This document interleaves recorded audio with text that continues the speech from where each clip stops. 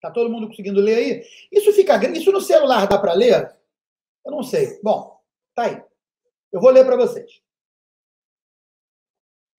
Essa é uma definição da Wikipédia, tá? Ela diz o seguinte: ergonomia é a disciplina científica relacionada ao entendimento das interações. Então, vamos interagir quem? Seres humanos e outros elementos de um sistema. Quem é o sistema? No caso da nossa ergonomia, é o carro. O carro é um sistema. E ele tem vários elementos. Ele tem os comandos, ele tem as janelas para serem observadas. E nós, ao interagir, quer dizer, nós somos os seres humanos, ao interagir com o sistema, o estudo que estuda isso é a ergonomia.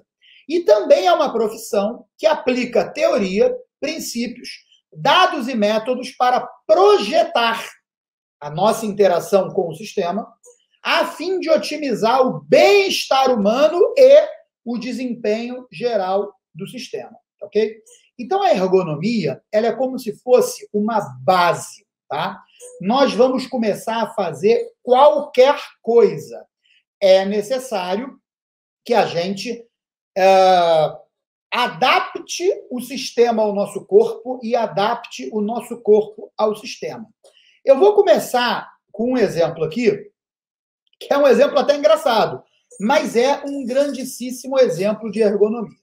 Muitos de vocês aí que trabalham, como essa moça da foto trabalha da imagem, trabalham com computador, já devem ter tido ou já ouviram falar da tal da LER, L-E-R, lesão de esforço repetitivo. O que é isso? O nosso corpo, de tanto fazer aquele determinado esforço repetidas vezes, ele vai contraindo lesões de tendão, de músculos e etc., que vão limitando o nosso movimento ou vão causando dores ao se movimentar e etc. A gente pode, por exemplo, eu aqui agora eu até me preocupei em sentar aqui numa posição ereta, coluna ereta e tal, eu me preocupei em fazer isso. Mas eu poderia, por exemplo, estar aqui batendo papo com um amigo, eu poderia estar assim, ó. Legal, parece mais confortável? Sim, parece mais confortável, mas só nos primeiros momentos. Então, você vê que a senhora que está, a moça, a mulher que está nessa imagem, ela está interagindo com o sistema, com braços, pernas e olhos. Então, tem algo para apoiar o braço dela, algo para apoiar o punho, tem um ângulo formado entre o braço e o antebraço dela, que é para posicionar numa posição mais relaxada. Para isso, tem uma altura da cadeira que posicionou ela, o corpo dela na altura ideal, um apoio para os pés, para ela ficar com a perna semiflexionada e apoiada no ângulo correto, o ângulo de visão, campo de visão, até o monitor sofreu uma regulagem de altura, onde ele foi levantado e tal. Muitas pessoas, aqui, por exemplo, olha, eu vou pegar o meu computador que está na minha frente, o monitor, e a câmera está nele, tá? Olha só, eu posso mexer assim, aparece mais a minha barriga. O computador fez isso para adaptar o que eu estou vendo ao melhor ângulo de visão, tá ok? Então, nós vamos agora, vou só tirar essa imagem aí, e nós vamos começar a falar de carro, tá? O que acontece? Tudo que a gente mexe com automobilismo, nós temos uma categoria, que é a categoria onde mais se investe dinheiro, logo, técnicas super aprimoradas para fazer tudo da forma mais perfeita que a cabeça humana consegue imaginar e pagar, né? Lá eles têm um orçamento, se não é ilimitado, é quase que ilimitado. É a Fórmula 1. Então, eu vou mostrar para vocês como que funciona aqui. Dá uma olhada nessa imagem, tá? Eu vou até ampliar a imagem, vou sair eu da imagem. Eu vou ampliar a imagem e vou mostrar para vocês. Olha a posição que o piloto está no carro. Se vocês observarem, primeiro, ele está praticamente deitado, tá? Ao estar deitado, ele já permite que o carro seja baixo. A gente sabe que a Fórmula 1 atinge velocidades imensas e que a aerodinâmica é quase tão importante quanto o motor e a suspensão lá. Do que a suspensão, se duvidar, a aerodinâmica é até mais importante. Então, o piloto foi compactado para caber aí, em termos de altura, esticaram ele ao longo do comprimento do carro e compactaram ele aí, tá ok? Uma segunda coisa que a gente pode observar é que as pernas dele estão para o alto. Por quê? Porque embaixo do joelho dele, aqui, eu não sei se dá para vocês verem o cursor, mas aqui embaixo do joelho dele tem um lugar aberto. Isso aqui é aberto, o ar passa aqui embaixo. Então, aerodinamicamente, tem alguma vantagem do ar passar aí para criar algum efeito aerodinâmico. Então, tiraram a perna do cara daí e colocaram a perna do cara para onde precisa, tá ok? Você vê que o volante é posicionado de uma forma que o braço dele fica a 90 graus. O braço assim a 90 graus é uma forma dele poder reagir de forma rápida e precisa com as viragens do volante que são necessárias. Mas repara que mesmo deitado, foi dado um formato aqui atrás no banco que posicionasse a cabeça dele ereta. Então, a cabeça dele está ereta para que ele possa ter um campo de visão satisfatório à frente. Vamos reparar outros detalhes aqui? Repara que o banco aqui na frente da bunda dele, o banco levanta. Por quê? As desacelerações que o piloto é submetido nesse carro são brutais. As acelerações também. Para trás ele não vai, porque as costas dele estão bem apoiadas aqui, o corpo dele não vai ter a tendência a ir para trás. Então, para frente, ele também não vai. Se duvidar, se duvidar não, com certeza.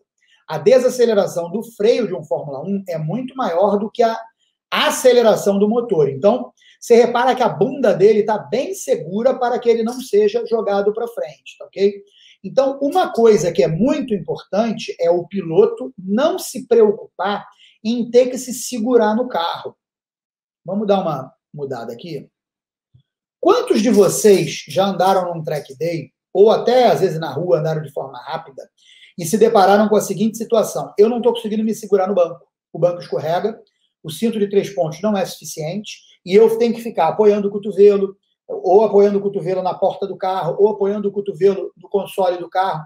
Eu tenho que ficar me apoiando, ou apoiando o pé no quarto pedal. Eu preciso ficar me apoiando para eu não me movimentar. Então, uma das primeiras coisas, se não é a primeira coisa da ergonomia, é você não conseguir se movimentar e não ter que se preocupar com isso.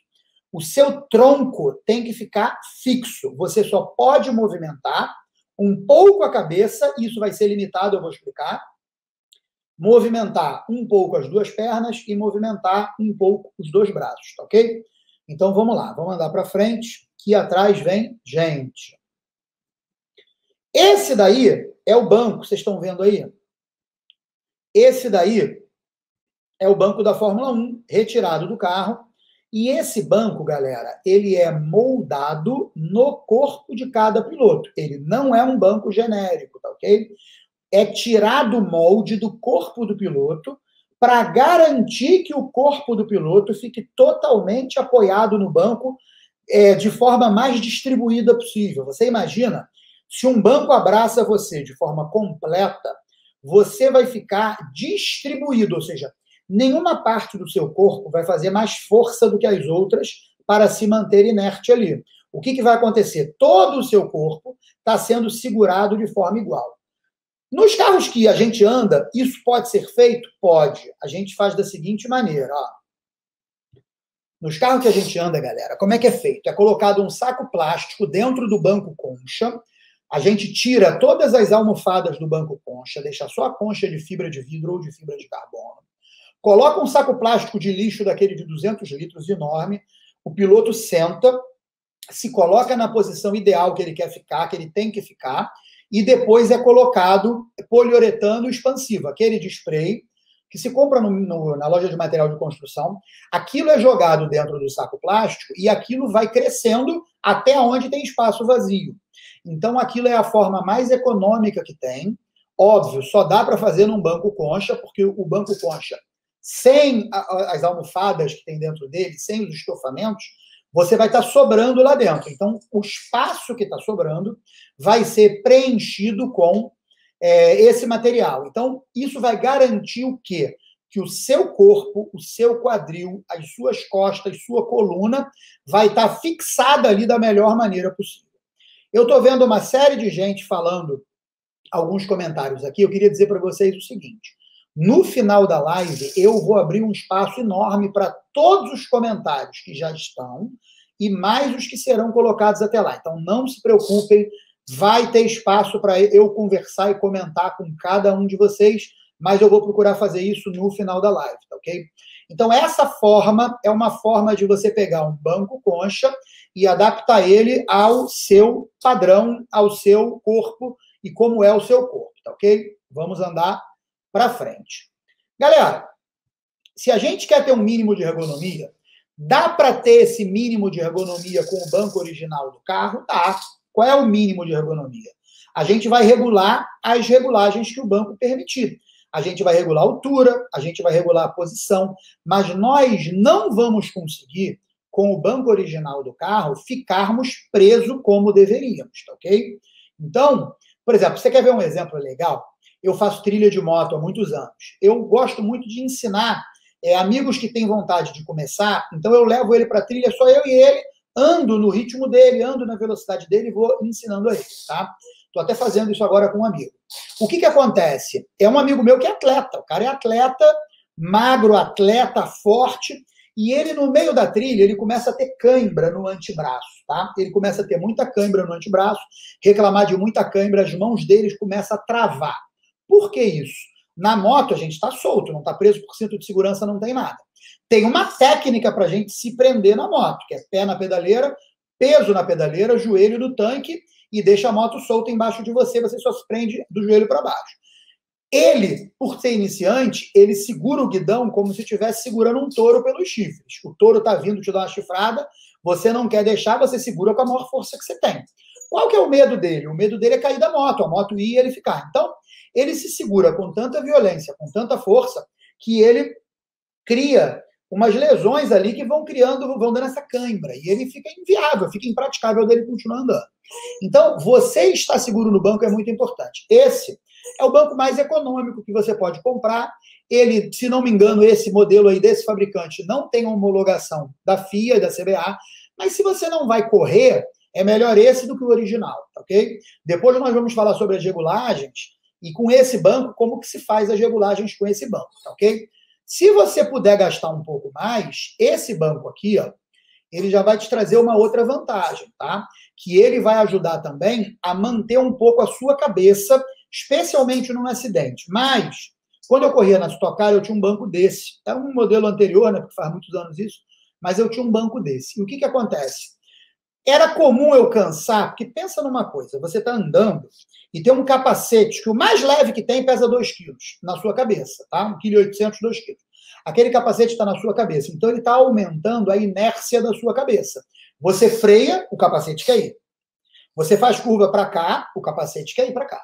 Você faz curva para cá, o capacete quer ir para cá. Você acelera, o capacete...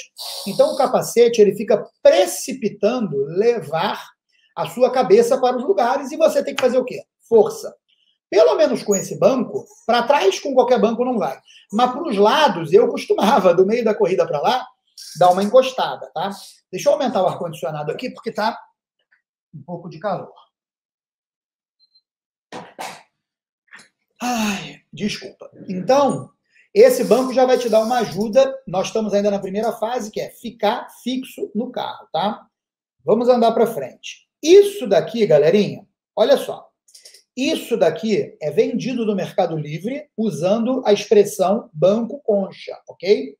Isso não é um banco concha, tá ok? Isso chama-se enfeite.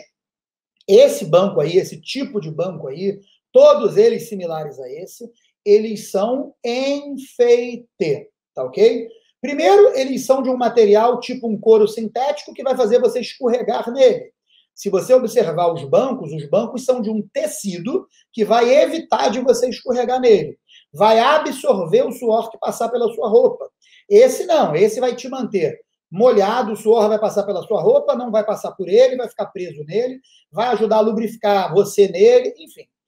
Se você quer enfeitar o seu carro, o dinheiro é seu, não me peça dinheiro para enfeitar o seu carro, mas enfeite à vontade, mas isso é um enfeite, isso não é um banco concha, tá ok?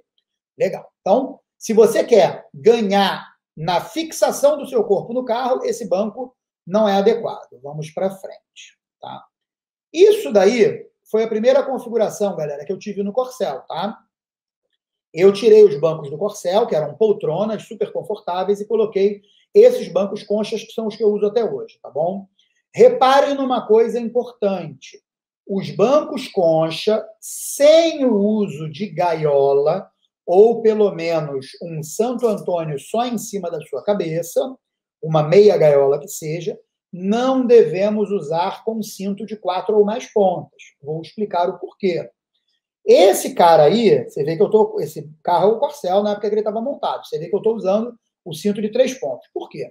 Com o cinto de 3 pontos, com o evento de um capotamento, o teto vai descer na minha cabeça, e acontece, eu já capotei com um carro sem Santo Antônio, acontece naturalmente do seu corpo escorrer para o lado do banco do carona.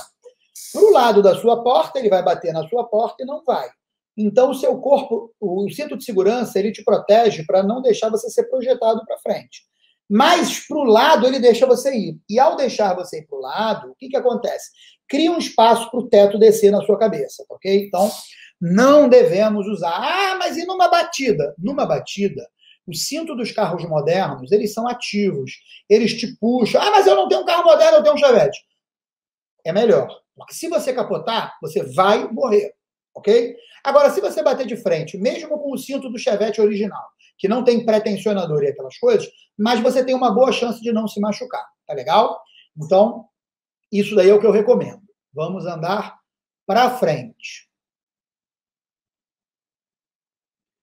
Agora, nós vamos começar a falar de nós, ou seja, eu estou usando essa imagem para me lembrar do que falar, porque eu vou falar aí de mais coisas. Eu vou falar do volante, vou falar dos pedais e vou falar da alavanca, tá?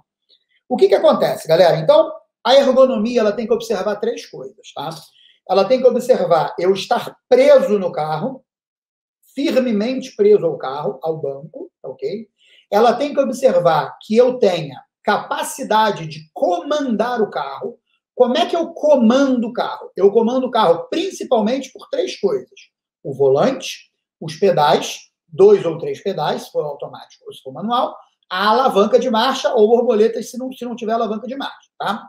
Então, esses são os comandos principais, mas existem outros comandos. Às vezes eu preciso ligar uma ventoinha, piscar um farol, sei lá, qualquer coisa que eu tenha que fazer, eu também tenho que ter acesso aos botões e etc. Então, é muito importante que você tenha acesso a esses comandos de uma forma que você consiga reagir de forma rápida, precisa e enérgica com as reações que você vai precisar ter, ok? Então, por exemplo, vamos dar um exemplo dos pedais. Esses pedais são os exatos pedais que eu uso no Corcel, tá?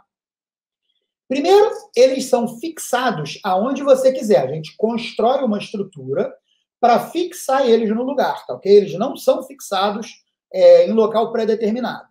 Ao escolher aonde eu quero fixá-los, isso me permite que eu escolha aonde eu vou colocar o banco. Eu vou colocar o banco lá para trás para evitar uma distribuição de peso desigual, porque 99% dos carros, tirando os Porsches e um ou outro exemplo, que não é Porsche, os motores são dianteiros, então o peso está mais na dianteira. Então, chegar o piloto mais para trás, aí um piloto normal pesa 70, 80 quilos, um mais gordinho que nem eu pesa 100, faz muita diferença, pesa quase um motor 4 cilindros, né?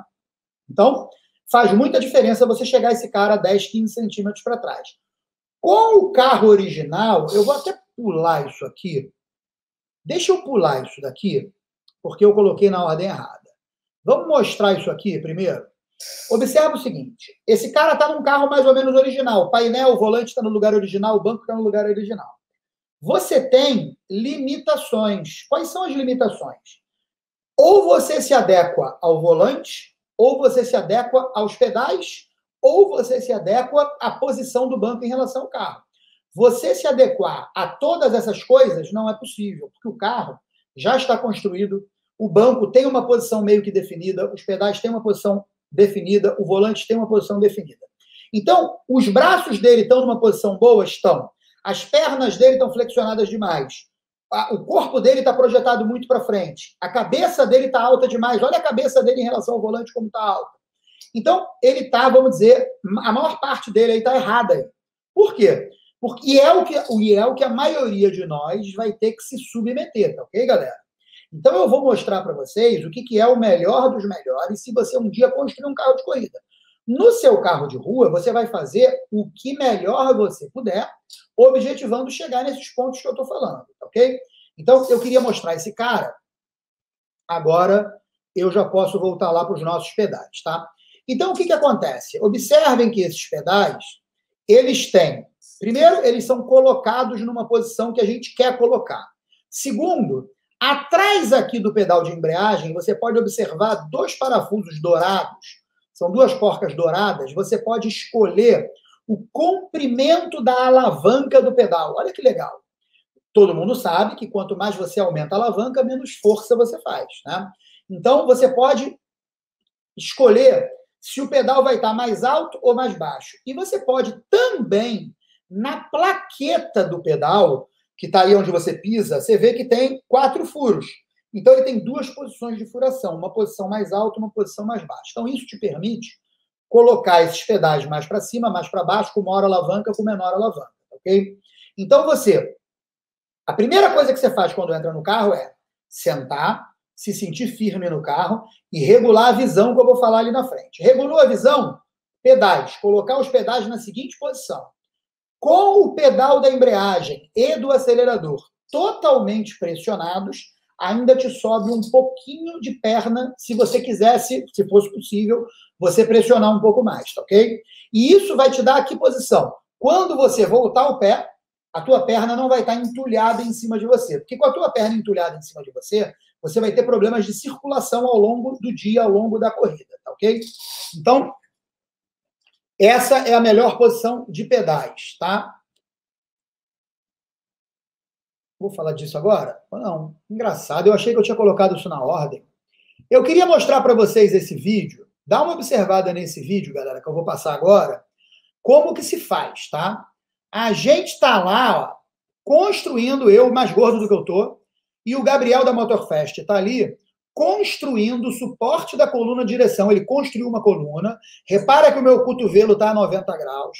Eu posicionei o volante bastante alto, como eu gosto, e como, na minha opinião, deve ser.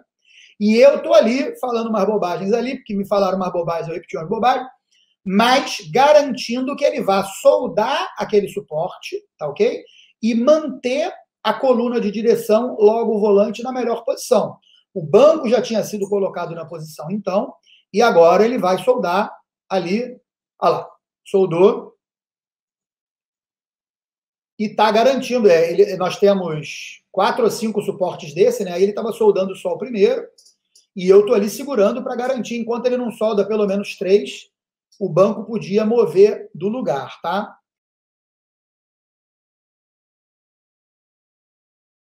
Observem só, a linha do meu olho, ela passa discretamente sobre o volante, acima do volante, e ela vai discretamente ali no capu e no limpador de para-brisa, tá ok?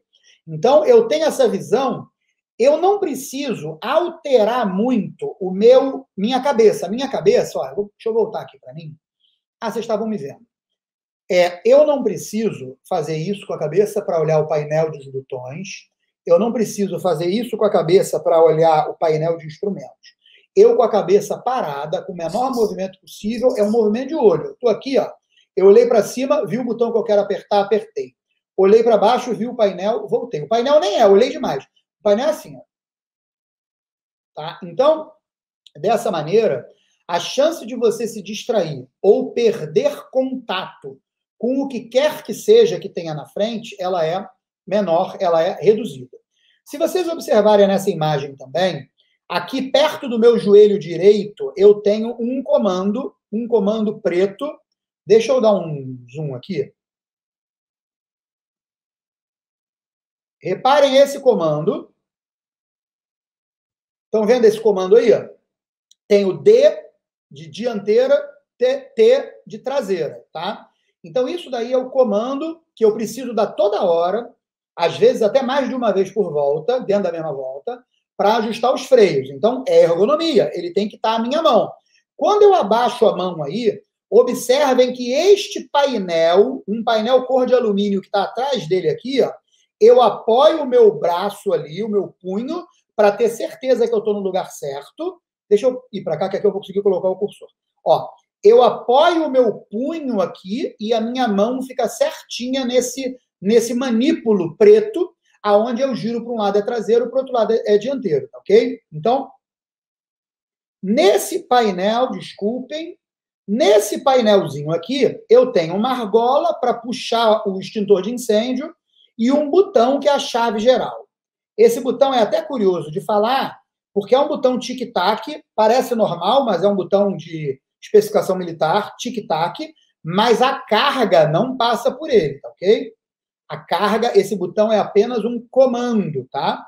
Então, daí eu comando e existe uma chave geral em estado sólido, que é por onde a carga passa, e esse comando só abre o circuito na chave geral de estado sólido, tá ok? Então, galera, nessa imagem, deixa eu voltar aqui, dá para vocês verem também, observem o meu pé esquerdo onde ele está, tá? Dá para vocês verem aí, né? O meu pé esquerdo, ele está apoiado no quarto pedal. O quarto pedal, ele foi construído de forma a apoiar o meu pé aí, que é uma coisa que me dá segurança, ok? Então, eu me sinto seguro com o pé aí, e quando eu preciso acionar a embreagem, que são em poucos casos, eu vou e estou pronto, o pé está pronto a acionar a embreagem, ok? Então tá, calma aí. Vamos lá, vamos andar para frente, galerinha. Nessa imagem aqui, essa imagem é muito interessante. Por quê? Essa imagem vocês observam quanto que o volante é alto e quanto que o volante é perto. Observem, o volante está tipo 2 palmos do meu queixo, tá? E observem que a linha superior do volante está no meu nariz. Então, assim, o volante fica nessa linha do meu nariz, ó. E eu observo por cima dele, tá ok? Por que isso, relembrando? Para subir o meu cotovelo, tá ok? Subindo o meu cotovelo, eu tenho mais espaço para poder reagir, tá bom? E eu também quis demonstrar como que o volante está baixo, como o volante está alto em relação ao meu corpo, tá ok? Vamos andar para frente. Agora, voltamos ao cara que eu tinha errado a ordem. Aqui, ele está alto, ele está para frente demais e ele está com as pernas entulhadas. Não tem muito jeito. Se vocês observarem essa foto, ele até tem...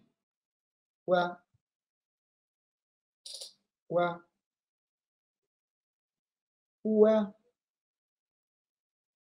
Tá, eu não estou conseguindo dar zoom nessa foto por algum motivo, tá? Nessa eu consigo. Opa, e nessa eu não consigo. Mas, se vocês observarem aqui atrás do volante, tem um adaptador que alongou um pouco o volante. Ele colocou um painel aqui também, um painel de corrida aqui, e ele colocou um outro painel, em cima do painel, tomara que vocês estejam vendo o cursor aí, ele colocou um outro painel que deve estar sendo cronômetro para ele, tá? Esse painel aqui provavelmente é o cronômetro para ele, tá? Então, esse camarada aí, ele está... o melhor que ele conseguiu se posicionar diante do que o carro dele oferecia para ele de limitações, tá? Num carro de rua, você vai ter limitações. O banco não vai... Ah, o banco foi para trás demais, meus pés não alcançam o pedal.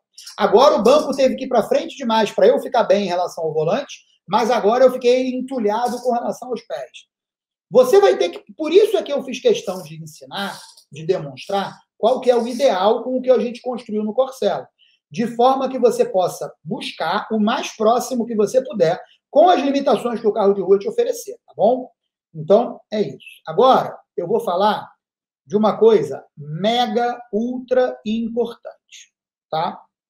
Desculpe isso aí estar em inglês, mas eu vou explicar, é fácil de entender. A gente não tem visão de raio-x, né? Então, a gente só enxerga onde está transparente ou onde não tem nenhum obstáculo impedindo que a gente enxergue, ok? Então, a gente enxerga isso daí através desse campo de visão. Esse cone que abre, sai lá do olho do piloto e abre para frente, é chamado campo de visão. Tudo que está perto, a gente tem um campo de visão, porque o campo de visão, ele abre igual um cone. O que está perto, a gente vê uma altura pequena. E o que está longe, a gente vê uma altura maior. Vocês devem ter reparado já que o capacete... Deixa eu até voltar para mostrar isso, que é interessante. Repara nesse capacete aí. Esse capacete é um capacete de carro, não é um capacete de moto. Então, ele tem o campo de visão fechado, de propósito. Porque é óbvio, toda abertura que você tiver no capacete é um local a mais para enfraquecer o capacete e para entrar coisas que possam te machucar, ok? Então, os capacetes de carro, eles são mais fechados aqui. Ah, mas vai atrapalhar o meu campo de visão? Não, porque como ele é pertinho de você, ele não atrapalha, porque o teu campo de visão ele abre igual um cone, tá certo? Na moto não é possível fazer isso, porque na moto você tem que olhar para frente, tem que olhar para baixo no painel, tem que olhar para o chão para botar o pé. Então, na moto, você precisa de um campo de visão muito maior. Na moto, especialmente as de corrida, você ora está deitado, ora você está levantado. Então, o campo de visão fica mais crítico, porque a sua cabeça é um elemento móvel. No carro, a cabeça não é um elemento móvel, ok? Então, o que está perto, você vai olhar um ângulo pequeno, tá? Por isso é que lembrem-se o que eu fiz no Corcel, ok? Para que eu quero olhar? Os botões estão logo aqui na altura da minha testa, os botões, tá? O volante, o campo de visão do carro está acima do meu nariz um pouquinho, para baixo não adianta estar. O meu olho está acima do meu nariz. E o meu painel, está um tico abaixo do volante. Então, a minha movimentação de olho, o meu campo de visão é praticamente o mesmo. Eu já contei a minha história aqui para vocês. Eu sou estrábico, vesgo, olho torto, então para mim é mais fácil que eu fico um olho olha a pista, outro olho olha o painel, tá? Obviamente que não é assim, né? Porque o meu cérebro só consegue focar num olho, então eu tenho esse problema, mas não é assim, mas eu brinco dizendo que é assim, tá? Agora, por que isso daí é importante? Por que eu coloquei essa imagem? É o seguinte, galera. Muita gente acha que o banco do carro tem que ser colocado baixo só para o efeito sobre o centro de gravidade ou o centro de massa. Não é verdade. O banco baixo te impede de enxergar perto. Vai ter muita gente que vai sentar no carro, por exemplo. As pessoas aí que tiverem a minha altura ou menos, se sentarem no Corcel, vão falar, pô, não estou enxergando nada. Você não tem que enxergar perto. Você tem que enxergar longe. E vamos explicar por quê? Vamos embora. Você está 200 por hora. Outro dia teve um engenheiro, amigo meu, que calculou aqui, o Matheus, ele calculou que a 250 por hora, em não sei quantos milissegundos ali, você andava 60 e tantos metros. Eu não sei fazer essa conta, eu sei fazer, mas precisava de uma calculadora. Vamos entender o seguinte. Você a 200 por hora, você piscou o olho, olhou de novo, 50 metros, já era. Adianta alguma coisa, então, você olhar para o que está antes de 50 metros? Não. Você olhar para o que está perto não adianta nada. Você tem que olhar para o que está longe. E aí, como é que você faz? Você olha para o que está longe e você vai criar um mapa mental do que está perto. Eu vou mostrar uma foto aqui para vocês entenderem. Observe o Corcel saindo da curva da junção em Interlagos, tá? Olha lá no Corcel, deixa eu até primeiro mostrar a foto seguinte, tá? Depois eu volto naquela para vocês. Observem essa foto aí. Tô quase fora da zebra, né? Mas eu ainda vou chegar lá, tá? Eu vou chegar depois da zebra um pouquinho. Reparem que o pneu tá virado. Reparem que a roda tá virada. Eu ainda tô fazendo curva. Eu ainda tô querendo que o carro pare de sair. Ele tá saindo e eu tô querendo que ele pare de sair. Então, esse palminho que falta de zebra ali, que dá para ver ali no canto, esquece, eu uso ele e ainda uso um tiquinho da grama. Agora, como é que eu faço? Dá para eu enxergar? Olha o meu rosto lá dentro. Você não vê o meu queixo.